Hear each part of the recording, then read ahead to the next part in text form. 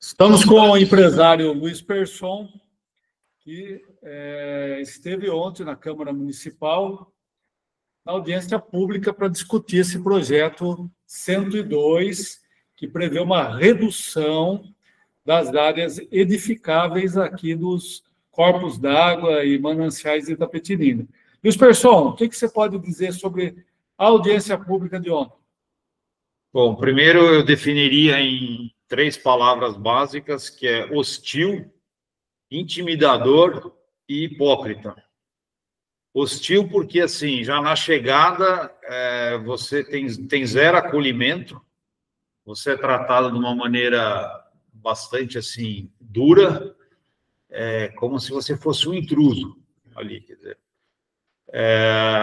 Não parece que é vamos dizer, primeiro, uma Câmara Municipal, que é um local de debate, e muito menos uma audiência pública, onde justamente o que se vai é conversar, trocar ideias, sugestões sobre um tema, nesse caso, bastante relevante, mas, enfim, sobre qualquer tema.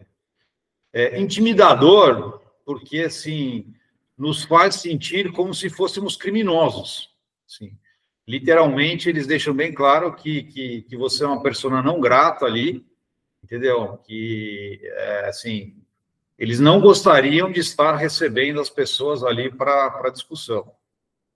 E hipócrita, porque, na verdade, assim, não existe discussão. Primeiro, pelo modelo adotado, são apenas 2 minutos para você falar, eles não respondem nada, e você não pode ter réplica, quer dizer, não existe um debate. É simplesmente para cumprir um protocolo. E ontem, a reunião só aconteceu porque nós do fórum nos mobilizamos, porque éramos os únicos presentes nessa audiência, ou seja, eram 8 pessoas. Né? Fora isso, tinham 2 vereadores que são os autores do projeto, um deles presidiu a sessão, e o outro fez 2 argumentações. E estavam lá presentes mais 4 vereadores, que eram as 2 Júlias, né, a Nunes e a Nery, o Gé do Luminosos e o Codorno. Mas, instados a se pronunciar, antes e depois da fala lá dos presentes, eles não fizeram nenhum comentário, certo? Então, só quem falou foi um dos autores, que ele iniciou falando, ele fez uma defesa ali do projeto, bastante inconsistente, por sinal, e depois da fala lá nós, os presentes, aí ele falou novamente. E uma outra coisa bastante desagradável é que eles realmente tentavam interromper a gente nos 2 minutos. Não havia necessidade de ser tão pouco tempo, porque, afinal de contas, eram pouquíssimas pessoas, né? Tanto é que a reunião inteira durou cerca de meia hora.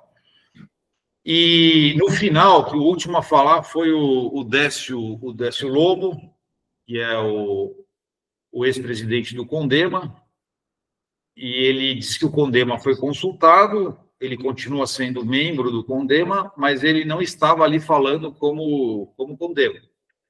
Né? Mas, enfim, depois da fala dele, teve a fala do vereador novamente, e aí o presidente encerrou a sessão.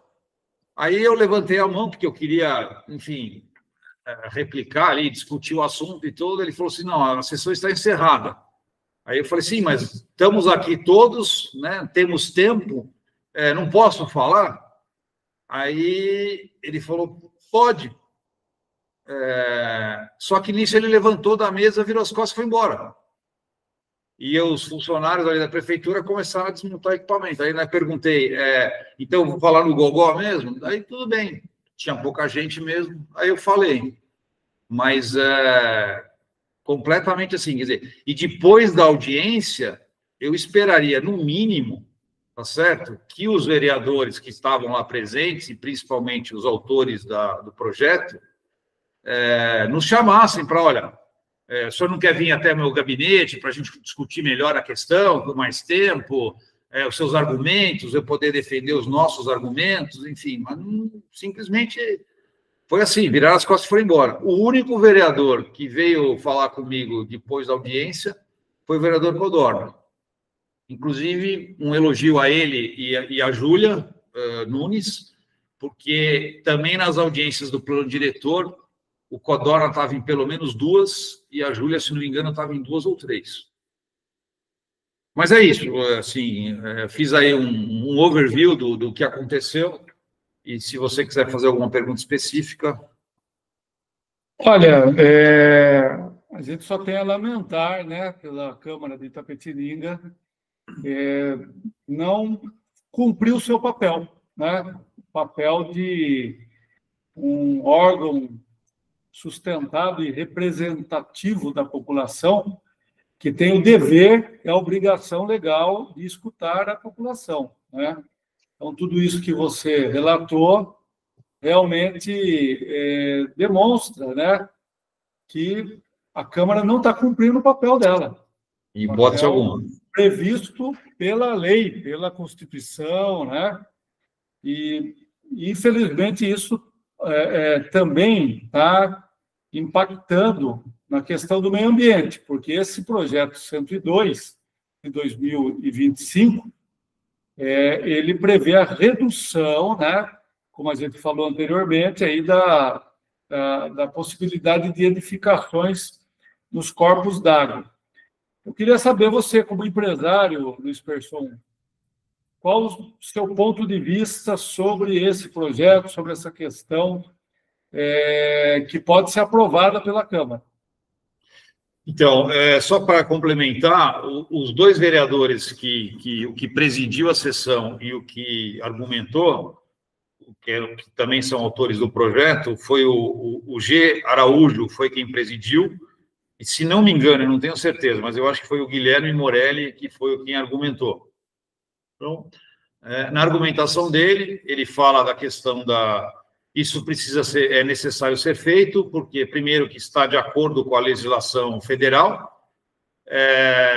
e que existem muitas áreas irregulares em Itapetininga, e que existe a necessidade da regularização fundiária, porque da maneira como está, existem edificações, existe avanço em cima daquela zona determinada pela lei federal do recuo,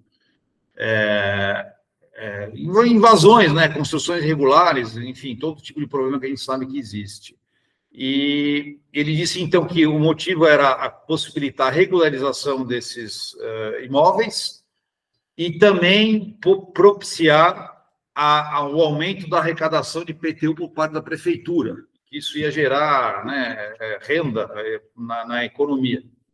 Aí, assim, entre outras coisas que ele falou. Então, na nossa argumentação, o que eu rebati, eu falei, olha, alguém falar que aumento de IPTU é um benefício nesse projeto, desconhece completamente as questões ecológicas, né, desconhece ecologia e, principalmente, economia, porque a grande riqueza de Itapetininga justamente está nos seus recursos. E o que nós devíamos estar falando aqui é em leis para recuperar as matas ciliares, os cursos d'água, enfim, os recursos naturais. É aí que está a riqueza, e você vai fazer a economia girar e, de fato, gerar renda, emprego e geração de impostos em cima de atividade produtiva. Aí sim você está falando de uma coisa construtiva para a economia. Bom, depois disso, uma outra coisa curiosa também que aconteceu, eu apresentei, quando eu fiz a minha inscrição para falar, eu apresentei também 4 documentos para serem protocolados, né? E esses documentos são os mesmos documentos que eu apresentei nas 4 audiências públicas do plano diretor. E são assuntos totalmente correlatos, porque essa lei justamente fala de questões de zoneamento, que tem um impacto direto nos cursos d'água e nas questões, né, ambientais, nos recursos, e o plano diretor, quer dizer, esses textos tratam justamente sobre isso. Né? Um dos textos é o contexto e fatores críticos de sucesso na revisão do plano diretor. O outro é um projeto de integração na gestão dos recursos sólidos urbanos e resíduos agroindustriais, dentro do conceito de biorefinaria. O outro texto é diretamente ligado ao assunto, que é sobre as vantagens comparativas naturais de Itapetininga, o capítulo dos recursos hídricos. E, por último, um texto sobre agroindústria e biocivilização. Ou seja, todos eles estão versando justamente sobre as vantagens comparativas naturais e competitivas construídas que Itapetininga tem. Entendeu? E na hora do protocolo, a pessoa que ia fazer o protocolo, ela voltou para mim e falou assim, viu, o seu texto ali está intitulado que é do plano diretor. O plano diretor não está em pauta na Câmara, ainda não chegou na Câmara para discussão. Hoje nós estamos discutindo o PL 102. Eu falei, eu sei disso. É que esses textos, eles dizem diretamente respeito ao assunto.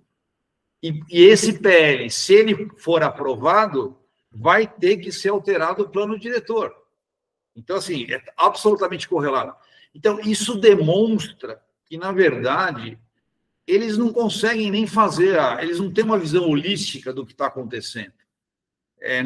Não conseguem fazer a conexão entre assuntos. E, mais uma vez, tentam ali te intimidar, te limitar, né? Quer dizer, a participação, não deixam nem você explicar do que se trata.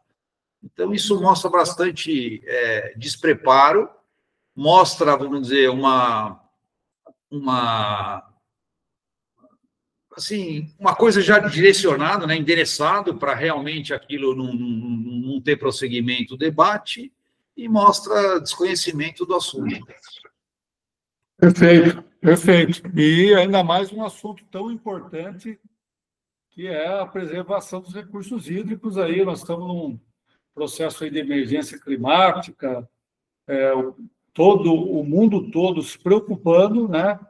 E, infelizmente, a Câmara Municipal, além de dar andamento com um projeto dessa natureza, ela não quer escutar os setores da sociedade. Mas eu quero agradecer o seu depoimento e deixar você à vontade aí para suas considerações finais, Luiz Persson. Então, acho que seria importante falar que, na participação do Luiz Lara, ele falou, inclusive, citou essa questão da COP, quer dizer, de um texto desse, um movimento desse está acontecendo, que é na contramão de todas as diretrizes econômicas mundiais da atualidade, e principalmente na semana em que está acontecendo a COP 30 no Brasil, né? E isso me chama a atenção porque, quando da participação do membro do CONDEMA, ele justamente... Uma das falas dele foi, citaram aí a COP 30, e eu só queria dizer que se 10% do dinheiro que foi gasto para a elaboração da COP fosse utilizado, resolveria todos os nossos problemas. Eu achei, assim, um assunto que não tem nada a ver com o que estava sendo discutido. Assim, se realmente existe um desperdício de recursos na elaboração da COP, se existe algum problema de organização, ok, é um assunto válido para ser discutido, mas isso não quer dizer que o assunto discutido na COP não é de interesse mundial, tá certo?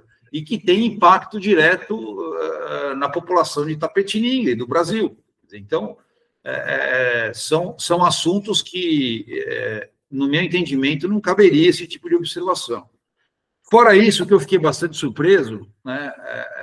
Conheço o Décio há muito tempo, respeito muito ele, quer dizer, e ele, justamente, ele falou, olha, eu não sou aqui, não vou estar falando aqui como CONDEMA, mas eu sou membro do CONDEMA, nós somos consultados, e eu vou falar aqui o meu parecer baseado na minha experiência. E ele falou que ele foi formado na Exalc, ele deu aula lá por 4 anos, né? E que, então, a princípio, nós ali que nos manifestamos, tínhamos desconhecimento do assunto. Ou seja, nós estávamos ali falando sem conhecimento de causa, né? Sem fundamentos. E ele começou dizendo que o plano não trata, esse projeto de lei não trata de desmatamento. De fato, não trata.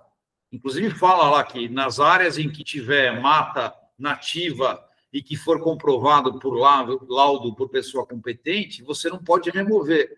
Mas nós sabemos como isso funciona, né? Na verdade, assim, se você reduz a área que você pode, teoricamente, desmatar, a gente sabe que vão dar um jeito lá de, né, desmatar e fingir que aquilo é antigo, etc. e tal, e você induz não a conservação e a recuperação, mas sim você faz a espiral negativa, né? E uma outra coisa que eu achei que foi bastante, vamos dizer, eu diria infeliz, né? Mas inconsistente também, é que ele usou o exemplo de cidades como Paris e Londres, onde lá não existe mata nenhuma na beira dos rios, as cidades já são todas antropizadas. Assim. Ok, e aí eu fiz uma intervenção, assim, mesmo a revelia, dizendo, olha, mas não é porque eles fizeram errado que nós vamos ter que fazer igual. A ideia é aprender com o erro. Então, se eles fizeram isso e agora estão correndo atrás do prejuízo, vamos aproveitar e aprender com os erros dos outros e não vamos fazer aqui. E outra coisa, não tem o menor nível de comparação cidades como Londres e Paris e Itapetininga. São metrópoles de países desenvolvidos, hemisfério norte, nós estamos falando de uma cidade com vocação rural, um território super extenso, né? O terceiro maior do estado de São Paulo, e com características agroambientais, culturais, quer dizer, completamente diferentes dessas cidades.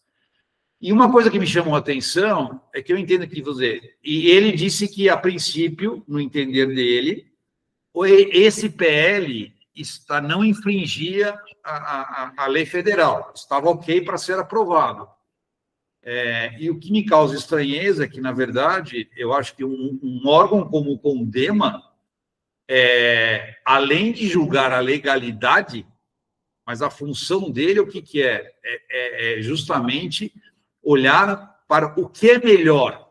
É melhor você regularizar o que já foi destruído ou que está degradado, ou nós vamos ter que trabalhar para a recuperação, e com isso você vai ter uma valorização dos imóveis, uma valorização do município, você vai atrair mais investimentos e uma melhor qualidade de vida e um fomento econômico, ou seja, um desenvolvimento de fato qualitativo. Então, isso me causou bastante surpresa. E, só para encerrar, quer dizer, nas considerações finais do vereador, que daí ele voltou a falar, ele tentou justificar dizendo que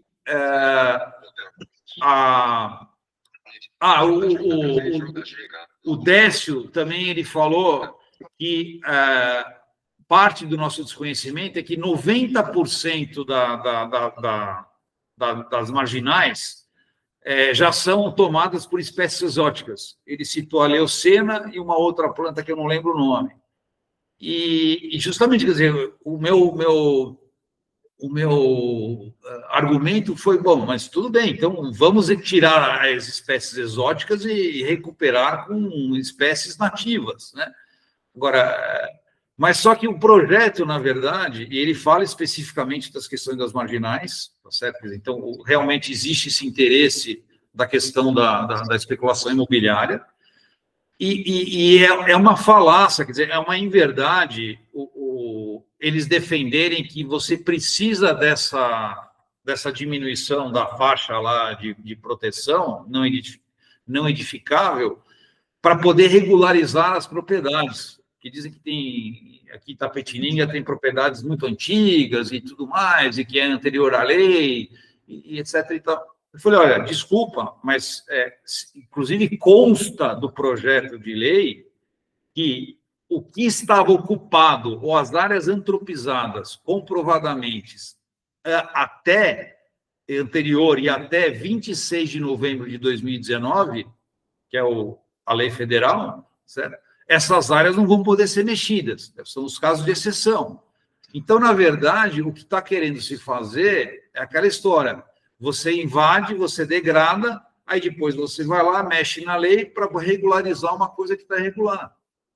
Porque o que já está ocupado e antropizado antes de 26 de novembro não vai poder ser mexido de qualquer maneira.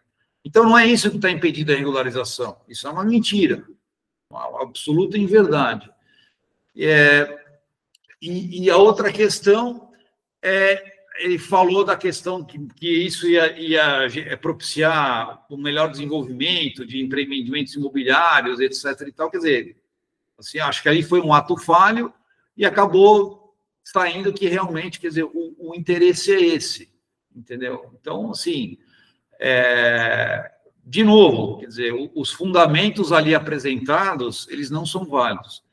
E outra coisa que é importante dizer, estava presente também o secretário de Planejamento, e por isso que eu acho que, assim, se eles aprovarem essa lei, eles vão ter que mexer no plano diretor, porque no plano diretor, que suplementa esse projeto de lei, a área de recuo é maior, 30 metros para os córregos, né, águas correntes e dormentes, e 100 metros no caso do rio Itapetininga. E no caso das rodovias municipais, já tem lá uma previsão de 15 metros, que é a área de domínio da prefeitura, e depois é que vem essa área que você não pode fazer edificações. E essa também é outra consciência. Ele tentou argumentar que as estradas municipais, algumas são muito estreitas e precisava disso e daquilo. Só assim, eu não entendia o argumento dele, só que justamente a gente não pôde, entendeu, argumentar, porque não tem réplica, não tem debate. Ele falou aquilo e acabou. E eu, no final, eu argumentei novamente tudo isso que eu já citei aqui, mas, enfim, é uma fala quase que vazia. A única diferença é que está gravado e a gente pode divulgar isso daí para ver o que está acontecendo. E o mais incrível de tudo isso é que o parecer técnico jurídico, da assessoria jurídica da Câmara, fez um longo parecer bastante robusto, tá certo? E ele cita 4 itens que indicam que esse projeto de lei deveria ser retirado de pauta, que são eles. Primeiro, não houve consulta e participação pública popular. Segundo, a maneira que ele foi apresentado como sendo uma proposta de lei ordinária não é a maneira correta, deveria ser através de lei complementar. Terceiro, não houve os estudos nem de impacto social, nem econômico, nem ambiental. E o quarto é justamente essa questão de que o próprio plano diretor já é superior a isso que eles estão colocando. Então, ou seja, para essa lei ter validade, está na cara que eles vão fazer uma alteração no plano diretor. E a gente sabe que isso vai acontecer, por quê? Por que essa lei está sendo votada antes? Porque o plano diretor ainda está no processo de revisão. Então, isso vai acontecer. Então, assim, existem muitas informações por trás disso que está acontecendo, entendeu? E a própria assessoria jurídica da Câmara, assim, ela desmonta completamente esse PL. E, realmente, os argumentos utilizados ali são completamente falsos, né? São falácias. Mas é isso, acho que já me falou bastante. Perfeito, a gente quer agradecer ao Luiz Persson, empresário, e voltamos a esse assunto novamente. Muito obrigado, Luiz Persson. Léo, um abraço de mundo. Muito obrigado pela oportunidade.